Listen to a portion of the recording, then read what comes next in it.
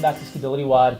James and I have these conversations oftentimes after we film the video, and I'm always like, dude, we should have captured it on the video. Like, that was a really good point that you made.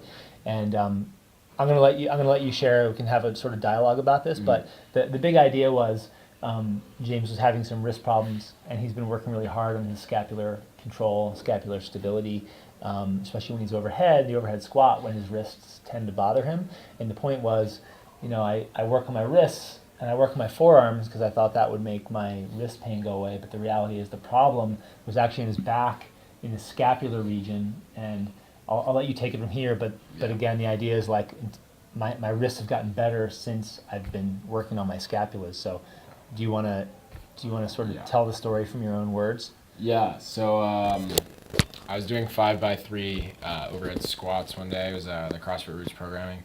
And I noticed that I was getting pretty significant wrist pain on the outer part of my wrist. And I asked Charlie about it. And when Charlie analyzed my squat, he noticed that in my overhead position, I wasn't externally rotating and activating my lower traps, which I had never really thought about. That's the conversation we had last week on the barbell about screwing into position. Really getting into position and kind of breaking the bar. Activating the low traps in the same way with the band that you spread apart. Almost thinking about like spreading apart the bar. Getting out of your big meaty upper traps too. And getting into those lower traps. And I didn't know that would cause a wrist problem. I actually didn't know that I should be activating that much. I thought it was in a pretty good position.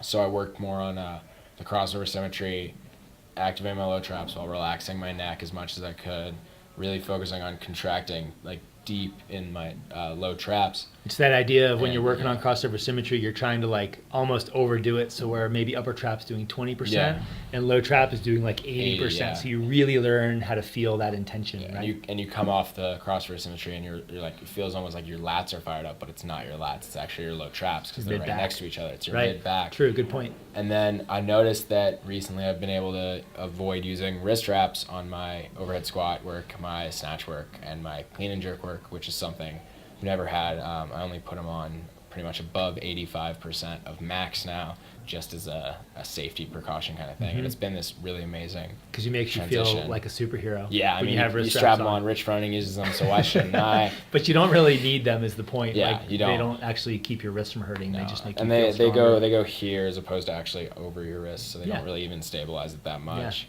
But you've been working hard on this. Like this has taken what? How long? How much time have you put into like working on the accessory scapular stability?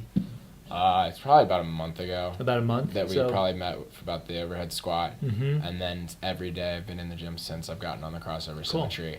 So I've done some kind long. of low trap work. It's not crazy long, but there's like a ways to go. And activating it, it's still not as strong as I'd like it to be. I think the other thing with these corrective exercises, because I'm a physio and people like really just don't like doing corrective exercise generally. Some of these exercises are not super fun. But what I tell people is, hey, work on this for a month, maybe 6 weeks, get the muscle back online, and then once you have it back online, you just have to touch it every now and then. You just have to kind of do things to reinforce it. But the meat of the work is up front that first month. That's where all the magic happens. And then you just kind of stay on top of it to keep the problem from coming back. Yeah, I'd say for CrossFitters, Olympic weightlifters, even runners, if it's like a running injury, if you're doing some sort of corrective exercise, if you can implement it into a warm-up for something that you know might irritate it or has irritated in the past.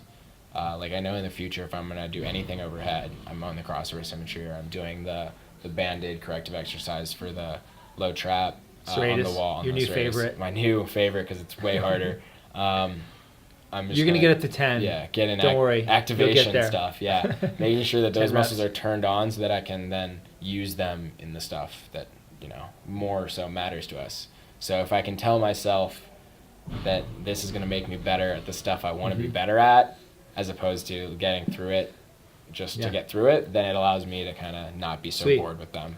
Great. Yeah. So I just want to share that with you guys. I thought it was great that basically he said after a month of working on his scapular stability, his wrist pain cleared up without really doing anything to the wrist. Not much and at all. I just think that's like the magic of fixing injuries is trying not to focus on treating the pain, but focusing on treating the problem, which in shoulder, elbow, and hand problems often comes back to the scapula and the foundation, sort of the core.